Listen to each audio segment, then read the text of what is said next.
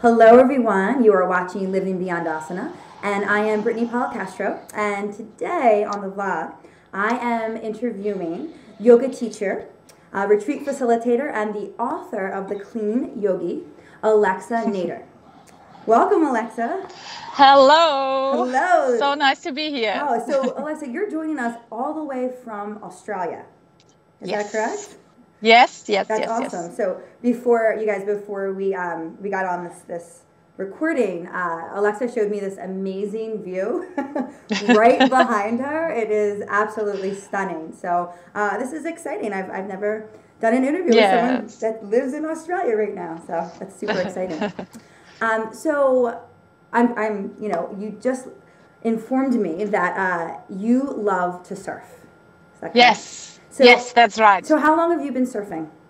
I started, let's say maybe 13 years ago when I was in my like late teens, begin 20s. And where did you start surfing? Have you always lived in like Australia, or I know you're? I went to. No. I went to Hawaii. I lived in Germany, and Germany is pretty bad for surfing, but you can surf that. No. I went to Hawaii after, actually, it's a bit of a shock now. I didn't want to bring the vibe down, but my dad died, and I was desperate to do something, and something led me to book a ticket to Hawaii and learn to surf.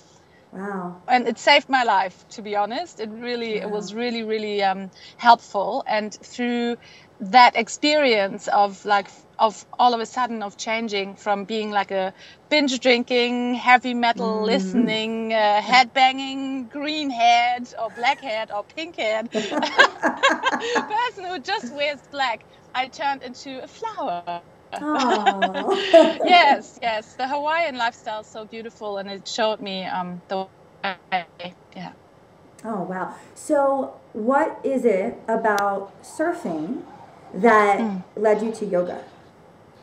Well, so I started surfing, and I had my first wave, when I can explain that, how it feels like when you all of a sudden kind of out of control, something is just moving you. It feels absolutely blissful, and I was high. I became really present, and this moment of presence I only had, even though it sounds a bit strange, when the moment my father left us. I realized, and that's why I went to Hawaii, is like I have to own my life. I have to take grip of it and live it to the fullest. And this presence I had when I surfed. And then I went back to Germany, studied at university, and went to my first yoga class. And I wasn't happy at all during that time. And at the end of the yoga class, I was lying in Shavasana, and I felt it again. I felt this feeling of bliss, of like I felt my heart again. I was touched, and I thought, wow, yoga is like surfing on earth. Like, it gives me the same feeling. It gives me the same contentment, and you work afterwards. You kind of like on all levels, and that's what surfers experience. It's like the lifestyle you see here, for example, in Australia, all around the world. And that's why it's such a beautiful community. Yeah, is we understand when we paddle out and sit in the water, even nothing is happening. We are close to God. We're close to Mother Nature, and this is what we do when we're on the mat as well. So you're a surfer too, right? I didn't even know it. That's amazing. So how long were you surfing when you took your first yoga class? Not long, like maybe 2 years, a year, 2 years, something like that. Yeah. So everything just kind of fell into place. Yes. Yeah. So from taking your first yoga class, so how long have you been teaching yoga now, Alexa? Oh, I started pretty much straight away because I studied physical education. So it was also part of my studies. And so I weaved it in, and I wanted to share with everyone. So it has been now quite a while. Awesome. So, surfing is really fascinating to me. It is. For me, there's this reverence for the ocean, but there's also this fear of the ocean because the ocean is so powerful. I mean, the devastation that the ocean can cause, and the beauty and the rhythms of the ocean is kind of like nothing else. So Yeah. when you surf, is there still, or has there ever been an element of fear when you move into that? Always, like, and it's a beautiful fear, because that's what you learn to deal with, and you realize. And I remember I was 21, like, so my ego was quite big at that time when I started surfing. I was lying next to this beautiful Hawaiian girls, you know, who gracefully, and I was lying there coughing. I used to be a chain smoker, so I was like on the board, totally unfit. And my ego was like, meow. So I learned a lot. It was and so you learn first to deal with your ego, and your ego also tells you then to choose the small waves first. You know, you grow with every experience you spend in the water. It's like with yoga, you build up gradually.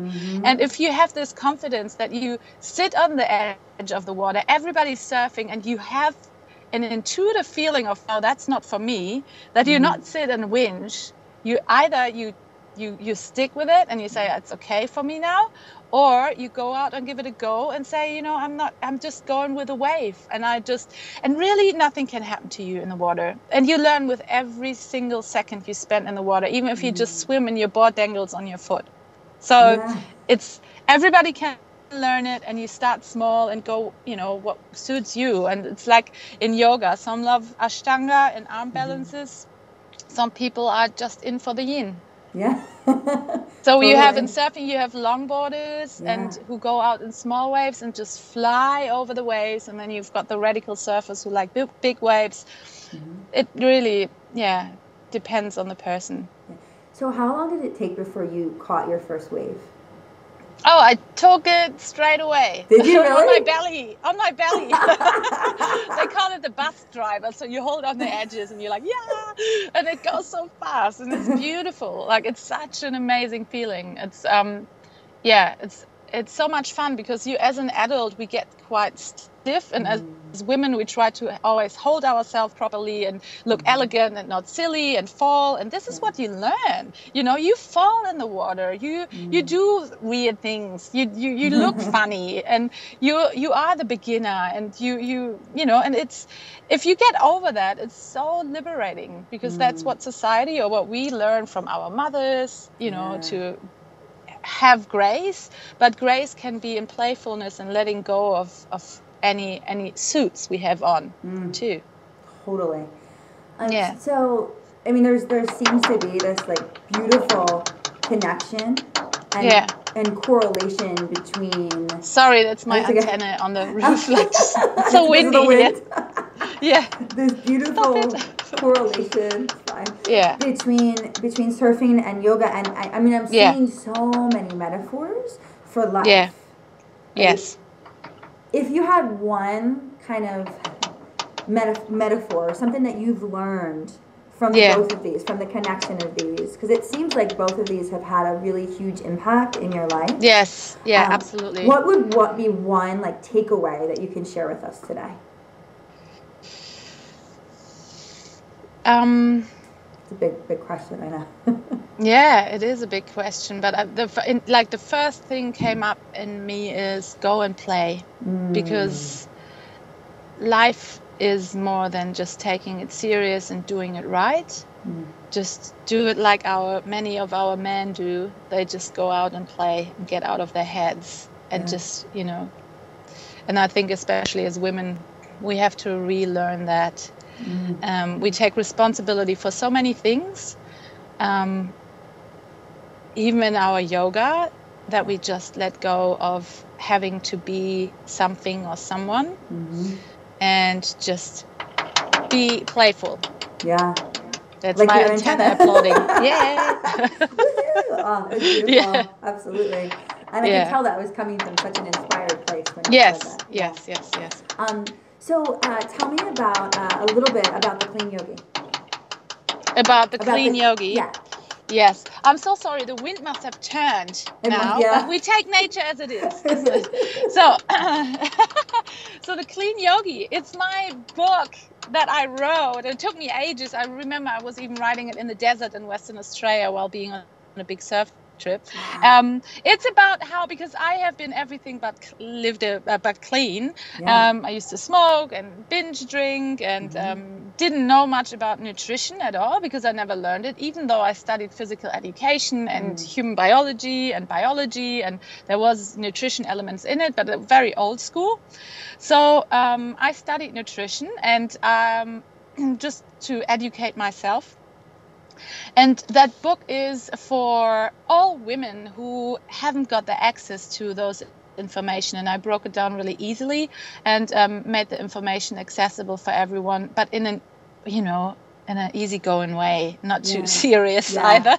But it includes things that you can introduce into your daily life, because that's what I wanted to show, that for me it wasn't like a decision from yesterday then to today.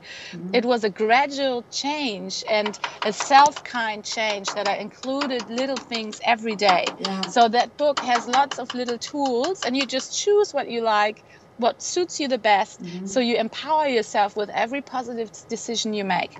And it's also has a 14-day detox cleanse, which is also, you can put together yourself as you like. And has recipes from Tiffany Cruikshank and Amy Ippoliti and Esther Eckert. They all contributed to that book. So I had a few lovely yogis saying, "This is amazing. This is an awesome book. We want to help you with that." So I'm very proud of it. You should be. Proud. You totally should be. That's amazing. And those are some pretty awesome yogis to have part of it. So congratulations. Okay, so at this point, I'm going to turn the table to all of you. And I would love to hear from you. So, is there something, just with Alexa, there's this surfing and yoga that there's embodies the same connection. What is it for you? What else do you guys out there connect with in the way that you connect with your yoga practice? Or maybe even what led you to your yoga practice? So I would love to hear about this in the comments below. And thank you so much, Alexa, for joining us. And, my pleasure. And guys, if you want to learn more about Alexa, you can check out her links are below on the vlog, right below this. And thank you, Alexa, and I'll see you guys next time. Thank you. Thank you. Bye.